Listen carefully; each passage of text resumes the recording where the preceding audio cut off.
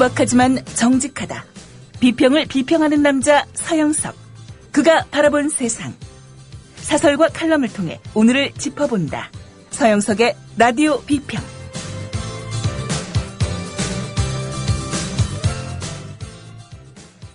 안녕하십니까, 서영석입니다. 아침에 출근하면요, 제일 먼저 컴퓨터를 켭니다. 그리고 컴퓨터를 보는 게 아니라 미디어협동조합이 돈을 내고 구독하는 신문인 한겨레신문과 경향신문을 봅니다. 그리고 미디어협동조합 출범 초기에 잠깐 보다가 구독 중단을 했던, 그렇지만 계속 공짜로 보내주고 있는 신문인 조선일보, 중앙일보도 봅니다. 신문을 다 보는 건 아니고요, 사설 칼럼란만 뒤적거립니다. 조선일보보다는 중앙일보가 그나마 신문 흉내는 내고 있는 듯 보이긴 합니다. 하지만 중앙일보 역시 전공법을 취할 수도 없고 돌직구도 던지지 못하는 태생적 한계 때문인지 뭐랄까 등을 극다감한 느낌을 줍니다. 경향신문은 여기저기 많이 건드리기는 하는데 어딘가 좀 핀트가 어긋난 듯한 그런 느낌을 줍니다. 마음에 안 드는 날도 가끔씩 있긴 하지만 대부분의 경우 한겨레의 사설 칼럼란이 그나마 낫다는 생각입니다. 조간신문의 사설 칼럼을 재래로 하는 국민라디오, 라디오 비평단을 담당하면서 느끼는 소감 말씀드렸습니다. 제가 왜 한겨레신문하고 아무 관계도 없는데 한겨레신문의 사설 칼럼을 많이 인용하는가라는 질문을 가끔씩 던지는 분들이 계셔서 이 네 신문에 대해서만 소회를 한번 피력해 봤습니다. 라디오 비평 시작합니다. 함께하고 계신 방송은 정치평론가 서영석 미디어협동조합 이사가 진행하는 라디오 비평입니다. 다음은 무엇일까요? 겨울밤 야식으로 숙취와 감기 예방에 좋은 과일입니다. 겉은 쫄깃하고 속은 부드럽고. 정답! 반건씨? 네, 맞습니다. 국민TV조합원 청도님이 직접 수확한 진시황 반건씨. 연말연시 명절에 선물 고민하지 마세요. 최고의 선물 반건씨로 끝내세요. 010-2128-2644 010-2128-2644 다음 검색창에 진시황 반건씨를 검색하세요. 나라가 이 꼴인 듯 맛있는 반건씨라니. 신동원 조합원 신청 광고입니다. 고혈압, 동맥 경화 등 윤리와 소금을 많이 먹는 폴란드인의 각종 성인병 극복을 위해서 폴란드 정부가 국책사업으로 지정한 신비의 열매 아로니아. 건강한 변화를 원하신다면 평산네이처 아로니아 진. 이제 대한민국의 건강을 책임집니다. 검색창에 평산네이처를 검색하세요. 문의는 1661-2087 1661-2087. 지상철 조합원 신청 광고입니다. 강화대교 앞에서 개념 부부가 만드는 개념 곰탕 연지연 곰탕. 연지연이란 가마솥의 장작불로 온종일 구워내는 곰탕을 서로 나누어 이어지는 인연이란 뜻입니다. 연지연 곰탕이 민주주의를 열망하는 조합원 여러분과 국민의 건강을 책임지겠습니다. 곰탕 포장 판매는 한 팩 800g에 7,000원이며 7팩 이상은 무료 배송으로 드립니다. 연지연 곰탕은 강화대교 입구에 위치해 있습니다. 단체 주문 예약 및 포장 주문 전화번호는 010-7252-1114 010-7252-1114 031-989-9968 조합원 단체 예약은 10% 할인해드립니다.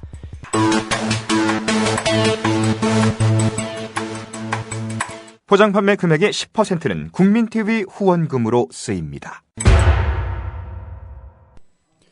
전두환 시절에 이런 일이 있었습니다. 검찰의 특수부 검사들이 열심히 수사를 해서 불량 연탄을 만들어 판 업자들을 구속을 했습니다. 뭐 수백억 원, 그때 당시 수백억 원이면 굉장히 큰 돈입니다. 수백억 원의 돈을 부당 이득을 취했다 해가지고 언론들이 대서특필을 했죠. 이렇게 하다 보니까 결국은 불량 연탄을 감독할 업무를 지닌 것이 바로 정부입니다. 그래서 정부의 신뢰를 떨어뜨렸다 해서 그 불량 연탄 수사를 했던 검사들 전부 지방으로 쫓아냅니다. 전두환 때 있던 일이에요. 반면 60 초기 즉 노태우가 집권하고 나서 50 비리를 적극 수사했던 검사들 특별한 불이익 받지 않았습니다. 좌천당하지도 않았습니다. 사회가 민주화되고 여론정치가 정착되면서 정당한 검찰권 행사에 대해서 권력도 간섭하기가 어려워졌기 때문입니다. 안대희 검사, 지금 새누리당과 관련이 조금은 있죠. 안대희 검사의 사례는 상징적입니다. 안대희는 저질 연탄 사건 22년 뒤인 2003년 대검 중수부장으로서 2003년입니다. 노무현 대통령 때죠. 현직 대통령의 대선 자금을 파헤쳐 국민들로부터 국민검사라는 애칭과 함께 박수를 받았습니다. 대통령의 핵심 측근인 안희정을 구속했지만 불이익은 그냥 노무현 정부 추천으로 대법관에까지 올랐습니다. 당시 중수부에 있던 윤석열 검사 10년 뒤에 서울중앙지검 특수 1부장으로서 국정원 사건 수사팀장을 맡아 불법 대선 개입 사실을 제대로 파헤쳤습니다. 그러나 이번엔 달랐죠. 고검, 그것도 지방고검으로 좌천됐습니다. 그야말로 전두환 때나 볼 수 있었던 싹쓸이 보복 인사 부활한 겁니다. 네, 열받습니다. 그래서 오늘 한겨레신문 김희택 논설위원이 쓴 유레카 50회기 검찰 인사의 내용을 제가 소개해드렸습니다. 매일매일 열받다 보니까요. 정말 저 단식하고 매일 저녁에 걷지 않으면은 아마 머리 혈관 터져서 죽었을 겁니다. 그래서 저는 더욱더 건강에 신경을 씁니다. 열받더라도 이 열받은 것 때문에 불이익을 받아서는 안 되겠다라고 생각하는 거죠.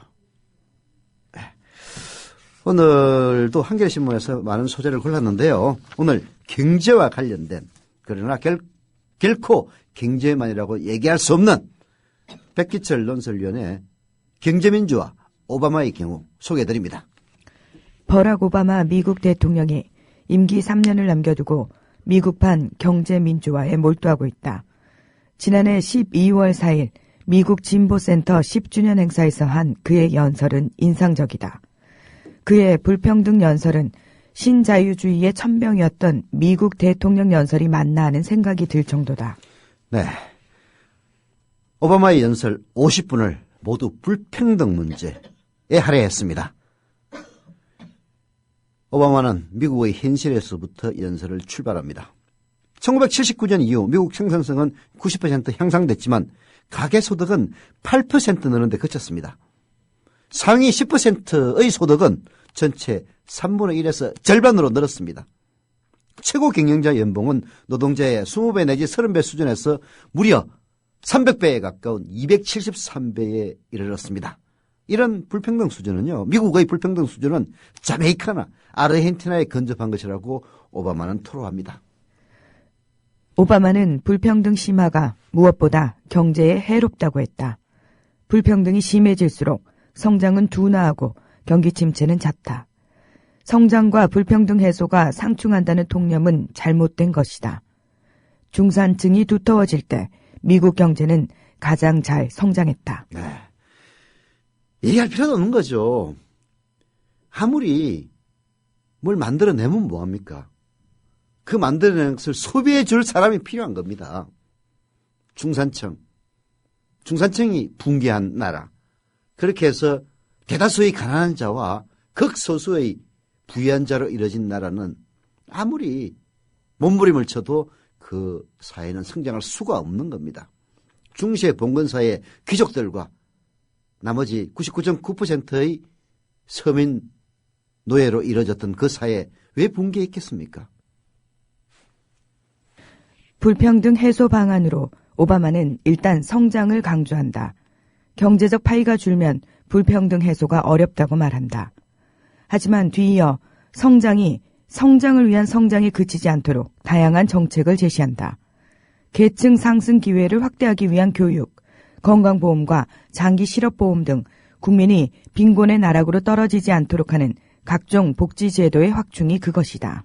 오바마는 특히 노동자의 힘을 북돋아야 한다고 말합니다. 노동자가 더 좋은 근로조건과 임금을 받도록 노조를 조직할 수 있는 여건을 만들어줘야 한다는 겁니다. 오바마는 지금이야말로 최저임금을 인상할 때라고 말합니다. 오바마 연설은 미국이 지금 어디로 가고 있는지를 잘 보여줍니다. 2008년 금융위기로 인한 대침체 이후 미국은 신자유주의에서 벗어나려 애쓰고 있습니다. 오바마 연설은 양극화로 고통받는 나라들이 경청해야 할 경제민주화의 교본과도 같습니다. 한국과 미국은 불평등에 관한 한 닮은 꼴이다. 진위 개수는 1에 가까울수록 불평등이 심해지는데 한국은 2011년 0.448이었다. 이는 경제협력개발기구 34개 국가 중 멕시코에 이어 둘째로 높다. 미국은 0.38로 셋째였다. 네, 진위 개수라는 말이 있죠. 1에 가까워질수록 불평등한 나라입니다. 진위 개수가 1이면 완벽하게 불평등한 나라죠. 한국은 2011년 0.448이었고요. 12년, 13년 아직 나오진 않았습니다만 더 높아졌을 것이 뻔할 뻔짜입니다. OECD 34개 국가 중에서 멕시코에 이어서 두 번째로 높고요. 세 번째가 미국이랍니다. 불평등한 나라 1등이 멕시코, 2등이 코리아, 3등이 아메리카인 겁니다. 예, 물론 OECD 국가 중에서 그렇다는 얘기죠. 미국 대통령이 최저임금 인상을 역설하고 노조를 키워야 한다고 주장하는 세상이다. 한국은 어떤가? 박근혜 대통령의 경제혁신 3개년 계획은 민영화, 규제 완화, 노동 배제 등 흘러간 신자유주의 패러다임에 기초하고 있다. 세계가 탈신자유주의로 방향을 트는데 우리는 신자유주의 끝자락을 부여잡고 나라를 10년, 20년 후퇴시키려 하고 있다. 이명박 박근혜의 10년이 우리 경제를 20년, 30년 정도가 아니라 100년 후퇴시킬지도 모릅니다. 박근혜는 대선 때에는 그래도 시대의 조류에 밀려서인지는 모르지만 경제민주화와 복지를 약속했습니다. 하지만 지금은 언제 그랬느냐는 식입니다. 최저임금만 해도 그래요. 대선 때 박근혜 후보는 최저임금 인상 기준을 마련해 근로자 기본생활을 보장하겠다라고 약속했습니다. 지금은 관심 바깥에 있습니다. 올해 시간당 최저임금 5,210원은 노동자 한 달 생계비에 턱없이 모자랍니다. 철도노조 탄압과 전교조 법의 노조화에서 보듯 비정상의 정상화를 앞세워 노동 탄압을 일삼고 있습니다. 사회적 대타협을 말하지만 실제는 노조를 무력화하는 데 골몰하고 있습니다. 그 노조가 무력화됐던 미국, 지금 대통령이 나서서 노조를 키워야 한다고 얘기하고 있습니다. 왜 그렇겠습니까? 노조를 무력화시켜놨더니 온 나라의 부가 상위 1%에게 다 흘러가고 중산층이 붕괴하고 하위계층은 더욱더 피폐해져서 나라에서 도대체 물건을 살 능력을 다 잃어버리고 그렇게 해서 성장 동력을 상실하고 있다는 그런 판단 때문 아니겠습니까? 자본주의 첨단을 걷는 미국 대통령이 최저임금을 인상하고 노조를 보호하자고 그렇게 역설하는 이유는 더 이상 이런 식으로 자본주의를 끌고 가기 어렵다는 그런 인식의 대전환이 있었기 때문입니다.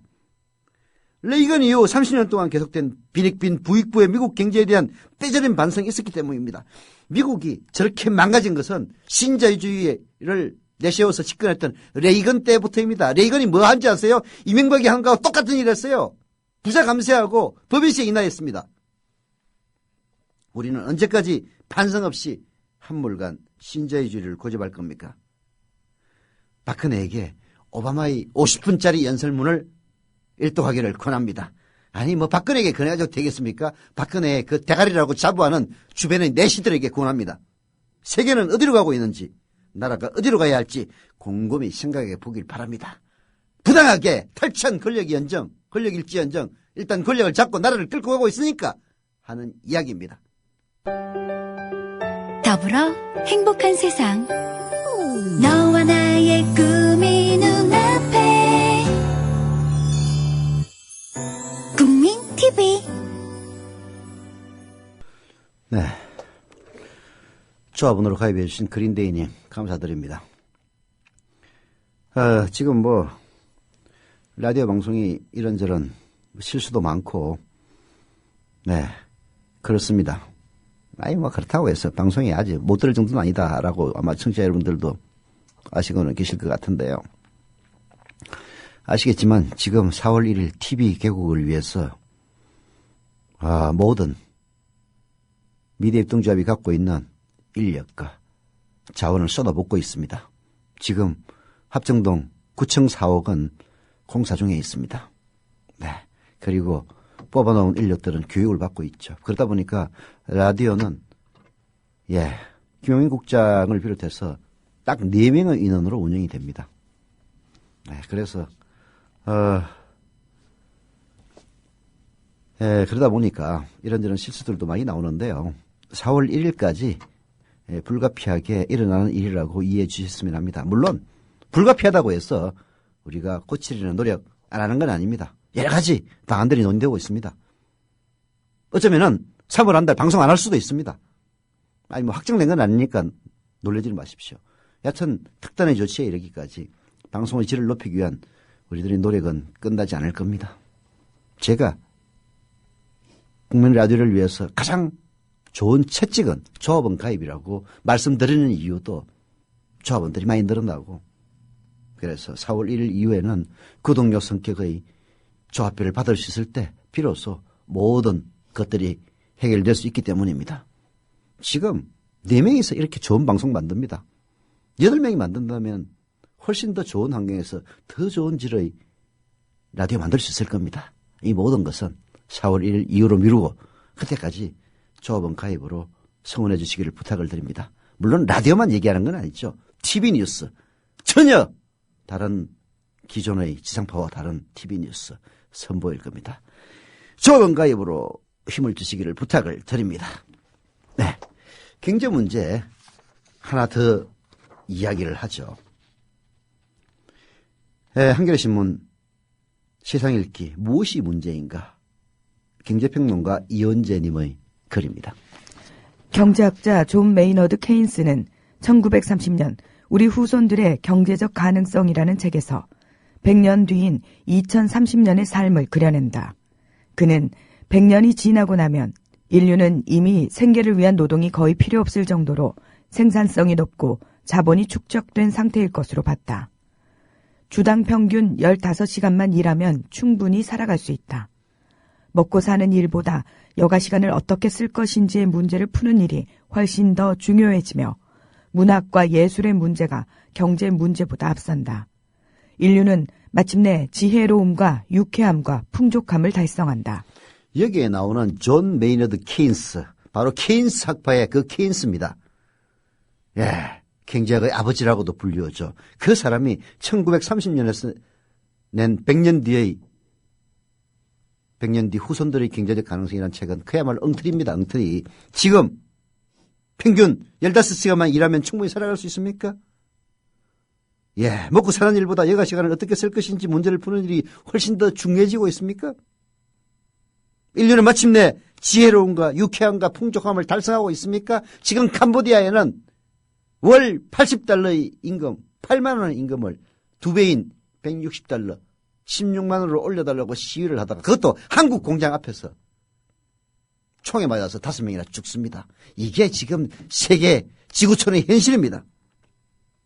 케인즈가 당시에 견져서 경제가 최고 8배가량 성장하면 이런 상태가 가능하다라고 오판을 했습니다. 흥미롭게도 지금 경제를 당시와 견주면 이미 그만큼 성장했다라고 봅니다. 한국 경제도 지난 30년만 따져도 1인당 국민소득이 8배 이상 성장했습니다. 그런데 왜 세계는, 우리나라는 케인즈가 생각했던 대로 변하지 않은 것일까요? 우선 문제는 인간의 욕망이 케인스가 생각한 대로 적절한 선에서 멈추지 않았다는 데 있었다. 인간이 생계를 해결하고 적절한 생활을 달성하고 나면 경제적 욕망은 더 커지지 않을 것이라는 게 케인스의 첫째 오류였다. 자원이 고갈되고 대기가 엷어지고 기후가 변화해 종족이 공멸할지 모른다는데도 욕망은 멈추지 않았다. 네, 그렇게까지 나가지 않는다 손 치더라도 대한민국만 봐도 재벌들의 욕망은 끝을 모릅니다. 아까 오바마 연설에서 제가 잠깐 소개해 줬지만은 상위 5%의 소득이 과거에는 근로자들의 20배 내지 30배 소득이었는데 지금은 무려 300배 가까운 수익으로 늘어났습니다. 아마 3,000배, 3만배, 3억 배가 늘어나도 가진 자들의 욕망은 그치지 않을 겁니다. 그뿐입니까? 분배의 문제도 있습니다. 우선 한 사회 내에 빈부격차 문제가 있습니다. 모두가 8배 커진 경제를 누리는 게 아닙니다. 누군가는 100배, 1000배를 누리고 누군가는 전혀 누리지를 못합니다. 국제적인 격차도 있습니다. 미국이나 서유럽이나 그리고 아시아 일부 국가들, 그리고 그 국가들과 아프리카, 남아시아의 격차는 심각합니다. 또 마지막으로 모두가 기여한 만큼 분배받는 게 아니라는 그런 정의의 문제도 있습니다. 토지와 부동산으로부터 나오는 불로소득이 근로소득보다 월등하게 여겨지는 한국 사회에서 더욱 심각한 문제입니다. 분배의 결과뿐만 아니라 과정의 정당성도 문제라는 얘기죠. 오죽하면은 대한민국 남자의 꿈이 뭐냐고 물었더니 집 여러 채 사서 집세 그걸로 먹고 살면서 그냥 일 안 하고 노는 게 꿈이라고 얘기하는 사람들이 많았다는 그런 얘기까지 나오겠습니까? 노동시간이 줄지 않더라도 일이 보람있고 유쾌하다면 케인스의 꿈은 달성될 수 있다. 그러나 생계 때문에 억지로 시키는 대로 일해야 하는 대부분의 노동인구는 고통스러울 수밖에 없다. 대부분 현대인에게 일자리는 먹고 사는 일을 해결하는 자리일 뿐 보람있는 일이 있는 일터가 아니다. 한국의 기업 현실 그렇습니다. 그런 점에서 보면 미래협동조합 국민TV는 어쩌면은 꿈의 일자리인지도 모릅니다. 물론 뭐 저만 그렇게 느끼는지 모르겠는데요. 네, 일반 기업과는 조금 다릅니다. 네.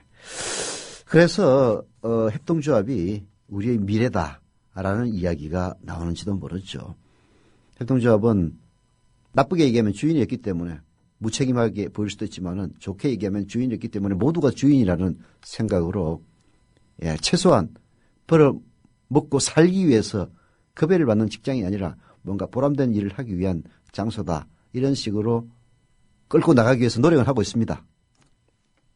문제만 늘어놓고 보면 막막해 보이지만 이 모든 문제에 대해 이미 인류는 답을 내놓고 있다. 욕망의 문제는 환경과 생태를 생각하는 지속 가능한 소비와 지속 가능한 생산을 함으로써 해결해야 한다는 논의가 주류다. 이런 생산과 소비가 모이면 경제뿐 아니라 사회와 환경도 고려한 지속 가능한 발전이 된다. 유엔은 이미 이 새로운 발전 모델을 지지하고 있다. 이를 뒷받침하는 행복 GDP 같은 지표도 개발되고 있다. 분배 문제에도 답은 있습니다. 이미 대통령 선거와 국회의원 선거에서 몇 차례나 당선의 영예를 안았던 경제민주화, 바로 경제민주화가 분배의 정당성을 바로잡자는 논의입니다. 한 사회의 분배 문제는 대체로 복지정책으로 바로잡으면 됩니다. 국가 간 격차 해소를 위해서도 국제 원조와 공정무역이 거론됩니다. 한국에서도 점점 더 힘을 얻고 있는 논의들입니다. 유쾌한 일터를 추구하는 흐름도 이미 있습니다. 여기서도 나오지만 사회적 기업이나 협동조합 등에서는 일하는 사람이 주인이거나 사명을 갖고 일하는 기업 형태가 제시되고 있습니다. 구글이나 실리콘밸리의 벤처기업들처럼 개개인이 모두 기업가 정신을 갖고 창의적인 일을 하도록 만드는 시스템이 대안일 수도 있습니다. 올해는 지방선거가 있습니다. 정치는 우리 삶에 맞닿은 문제를 어떻게 해결할 것이냐, 그 문제를 놓고 논쟁을 벌이고 또 경쟁을 펼치는 장이어야 합니다. 이미 나와 있는 문제조차 묻어버린다면 그런 정치는 안 하느니만 못합니다. 케인스가 꿈꿨던 지혜롭고 유쾌하고 풍요로운 삶은 가능합니다. 선택하고 행동하기만 한다면 말입니다. 무슨 얘기인지 아시죠?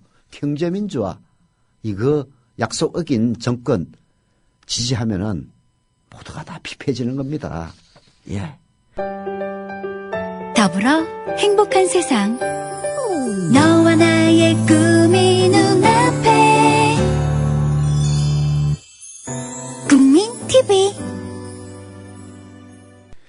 예, 광고하겠습니다. 우리라이프 상조 광고입니다. 우리라이프 상조는 지난 10월 지난이 아니고 작년이네요. 작년 10월 미래협동조합과 제휴를 맺었습니다. 우리라이프 상조가 회원납입금의 10%를 매달 미래협동조합 국민TV에 후원한다는 내용입니다. 국민TV와 함께하는 업체 우리라이프 상조. 문의는 1600-3267, 1600-3267이고요. 예, 상조 서비스 가입도 하고 매달 미래협동조합에 회비로 후원도 할 수 있답니다. 그라나다님 조합원 가입해 주셨습니다. 감사드립니다. 주소는 아직 안 쓰셨네요. 예. 조합원 가입의 열기가 날로 번창하기를 기대하지만 그게 뜻대로 된다면 성공하지 못할 협동조합이 어디 있겠습니까? 항상 난관 속에서 성공을 향해서 달려갑니다. 오랜만에 김선주 즉 언론인이라고 타이틀이 되어 있는데요. 과거 한겨레신문 편집인이었죠. 김선주 씨의 칼럼 영화 변호인 끝나지 않은 이야기 소개해 드립니다. 영화 변호인을 보는 동안 고통스러웠다. 70년대에 잊었던 기억들이 날카로운 칼이 되어 온몸을 여기저기 헤집고 다녔다. 같이 영화를 본 동년배의 남자는 영화가 끝나자 쌍시옷으로 시작되는 욕부터 하고는 역사가 되풀이되는가 했다. 또 다른 친구는 80년대에 거리에서 보냈던 자신의 대학 시절을 기억하며 감회에 젖은 듯 자리에서 일어나지 못했다. 변호인의 상업적 성공은 놀랍습니다. 고천만 명 돌파한다고 그러죠? 폭발적으로 관객이 늘만한 영화라고 생각하진 않았다고 하네요. 그 시대를 가혹하게 겪은 사람들은 영화의 배경의 시대에 대한 천착이 미흡하다고 느꼈을 것입니다. 돈 벌어 가족 고생 안 시키고 살려던 소박한 꿈을 가진 그저 그런 변호사 노무현이 인권 변호사로 변신하는 과정에 그리고 그 뒤 대통령이 되기까지 또 그의 불행한 죽음까지를 안타깝게 기리는 사람들은 영화가 할 말을 다 하지 못하고 싱겁게 끝났다라고 느꼈을 것 같습니다. 울고 싶은데 뺨 때려준 격이라는 격의 영화라는 감독의 말은 이 영화가 다루고 있는 드라마가 현재 진행형이라는 의미를 담고 있다. 나 역시 이 영화의 검사가, 판사가, 법정이, 국밥집 아들이 모두 현재 진행형으로 느껴졌다. 모든 살아남은 자들의 고통과 슬픔, 그리고 회한, 잊고 싶었던 기억을 건드린 영화이고 70년대를, 유신시대를, 2014년을 고발한 영화라고 보았다. 젊은 사람들은 프랑스의 2월 혁명을 그린 레미제라블의 영화를 보듯 우리나라 현대사에도 그런 시절이 있었구나 하며 먼 옛날의 이야기로 보았을 수도 있다. 감옥 근처에도 가본 적이 없고 데모 한 번 해본 적 없는 70년대를 보냈지만 70년대는 상상만으로도 온몸이 떨린다. 71년에 제1차 사법파동, 전태일 분신 사건, 언론 탄압과 통폐합, 부마 사태, 긴급조치 구호, 데모를 해서도 안 되고 했다는 기사를 써도 했다는 말을 전해도 감옥에 가는 시대였다. 고문을 당한 사람은 결코 그 기억을 치유할 수 없다고 정신과 의사들은 증언한다. 몸이 그것을 기억한다고 한다. 나 역시 몸이 그 시대를, 그 공포를 기억한다. 사회 전체가 고문을 당했기 때문이다. 70년대는 그랬습니다. 예, 저도 70년대 대학을 다니고 70년대 직장생활을 시작했습니다마는 70년대야말로 박정희의 공포가 시대를 지배했던 그런 나날들이었습니다. 그러한 공포, 사회 전체가 고문을 당했던 공포 기억을 합니다. 영화 변호인이 지금 우리에게 주는 바가 있다면 바로 그겁니다. 지금이 그 영화가 70년대를 얘기하는 것이 아니라 2014년 바로 지금을 이야기하고 있다고 거기에서 그야말로 동조감을 느꼈기 때문일 겁니다. 1979년 유신 독재 물러가라, 박정희는 하야하라는 구호를 외친 부마 사태 때 박정희의 경호실장 차지철은 탱크 몇 대 보내서 깔아뭉개자고 하였다. 캄보디아의 킬링핀들 때 300만을 죽였는데 30만 정도 죽여도 문제될 것이 없다고 하였다. 일주일 뒤 박정희는 죽었다. 영구 집권을 꾀하던 유신시대가 끝났다. 뒤를 이어 정권을 잡은 전두환은 부마 사태 때 군대를 동원하지 않았던 것이 천추의 한인 듯 광주에 군대를 투입했다.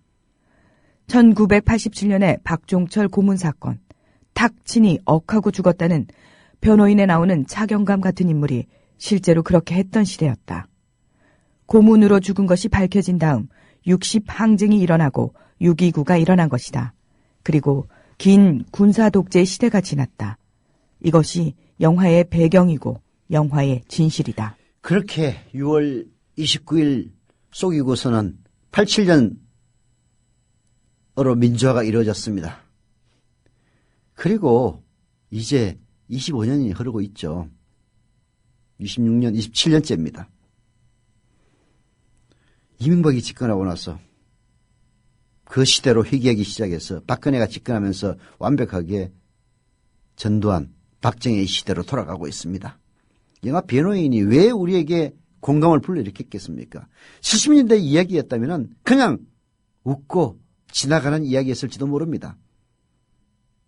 영화 변호인을 보면서 지금이 바로 그 시대가 아니냐라는 느낌이 들기에 충분했죠. 그렇기 때문에 1000만을 돌파하기 직전에 있는 것이다. 저는 그렇게 봅니다. 김선주 씨의 글 계속 읽어보죠. 영화를 보고 후배가 원고 하나를 보내왔다. 1979년 긴급조치 9호로 감옥에 갔다가 박정희가 죽고야 출소한 경위를 꼼꼼히 기록한 글이다. 그 친구는 고향에서 교사 발령을 기다리고 있었다. 한 달 동안 불법 구금되어 22살 여성으로서는 상상할 수 없는 고통을 받았던 그는 어찌어찌 살아남아 자신은 교사는 못 되고 사회생활을 했는데 영화가 잊고 싶었던 그때의 기억을 떠올리게 했다고 한다. 당시의 후유증으로 정신 이상이 되거나 결코 사회생활을 못하고 세상에서 사라진 친구들을 생각했다고 한다. 영화를 보며 살아남은 자의 슬픔 때문에 온몸이 저려서 고통 속에서 하루하루를 보낸다고 했다. 이런 속에서 최근 불임 사건 때 그 영화의 주제가 됐던 게 바로 불임 사건입니다. 불임 사건 때 검사였던 인물. 불법 구금도 고문도 없었고 노무현은 듣보잡이었고 민주인사는 간첩이었고 모든 시국 사건은 북한과 연결되어 있고 사회주의 혁명을 꿈꾸는 자경 세력이라고 인터뷰를 했다고 합니다. 조선말로 모두가 다 종북 잡발이었다는 거죠. 역사는 정말 얼마든지 조작되고 왜곡됩니다. 현대사 교과서를 기억고 다시 쓰려는 시도가 바로 그런 것 아니겠습니까? 유신시대가 34년이나 지나서 어제처럼 생생하게 기억되는 70년대를 떠올리면서 2014년 이후 많은 국밥집 아들, 딸들이 나올지도 모르겠다는 두려움이 상상으로만 끝나기를 바랍니다. 살아남은 사람들이 무엇을 해야 할까 깊이 생각한다라고 김선재 씨는 이야기하고 있습니다. 영화 변호인 끝나지 않은 이야기입니다. 더불어 행복한 세상 너와 나의 꿈이 눈앞에 국민 TV 조합원가입 또 소개해드려야죠.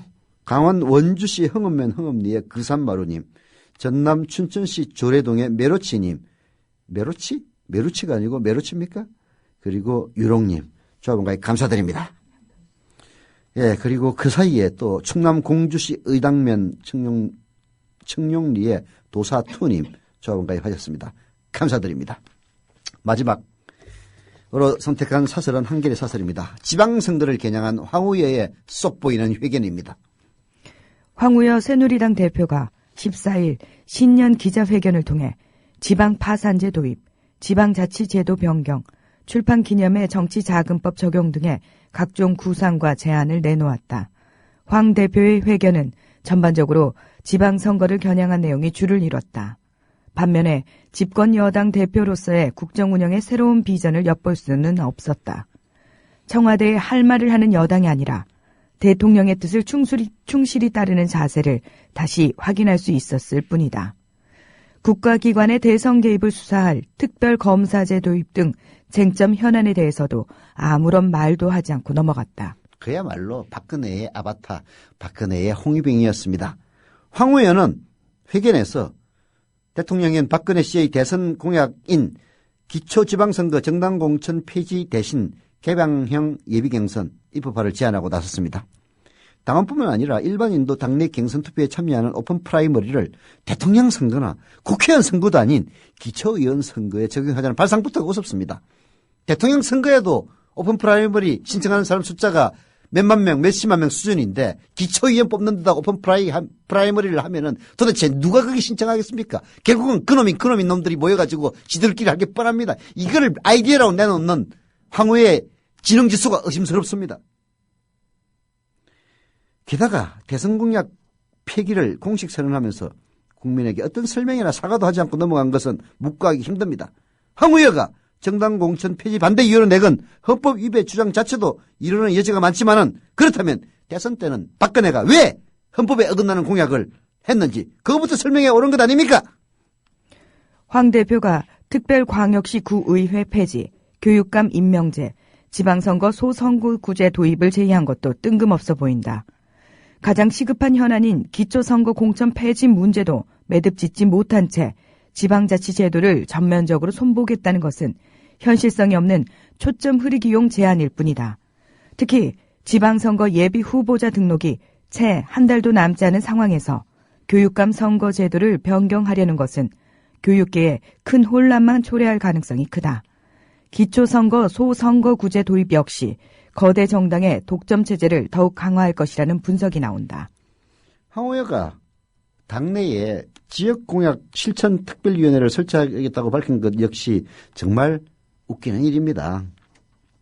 박근혜 정권 이미 경제민주화와 각종 복지공약들을 줄줄이 폐기했습니다. 아무리 지방선거가 다급해졌다고 해도 그런 공약들은 정말 지켜야 될 경제민주화나 복지공약은 내팽개치고 유독 지역공약을 챙기겠다고 나선 것은 속이 훤히 들여다보는 태도가 아닐 수가 없습니다.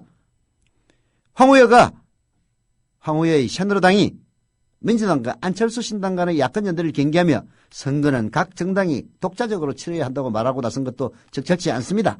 지방선거에서 야권이 각자 후보를 내면 의부지리를 얻는 쪽은 두말할 나위도 없는 새누리당입니다. 야권 연대를 하든 말든 그건 야권이 알아서 할 일이지 새누리당이 참견하고 훈계할 일이 결코 아닙니다. 정말 열받아요.